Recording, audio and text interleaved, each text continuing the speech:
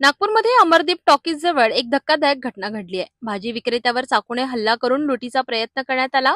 लकडगंज पोलिसांनी तात्काळ कारवाई करत आरोपी मोहम्मद रजा याला अटक केली आहे। मिळालेल्या माहितीनुसार भुजेंद्र सावरकर हे जखमी अवस्थेत थेट पोलीस ठाण्यात पोहोचले होते। त्यांच्या हातावर आणि पायावर चाकूचे घाव होते। त्यांनी पोलिसांना सांगितले की अज्ञात व्यक्तीने लुटीच्या उद्देशाने त्यांच्यावर हल्ला केला। प्रकरणाची गंभीरता लक्षात घेऊन पोलिसांनी तांत्रिक तपास सुरू केला आणि अल्पावधीतच आरोपीला ताब्यात घेतले।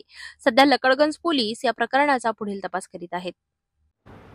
आमच्याकडे एक व्यक्ती आले होते जखमी हालतमध्ये। त्यांचं नाव आहे भुजेंद्र सावरकर।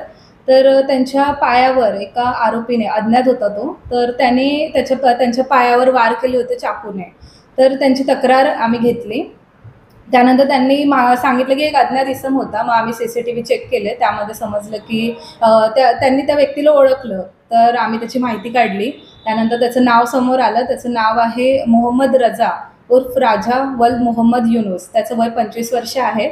तर त्याला आता आम्ही पकडले आहे आणि त्याला कोर्टामध्ये आज पेश केलं। कोर्टामधून त्याला 2 दिवसाचा PCR मिळाला आहे।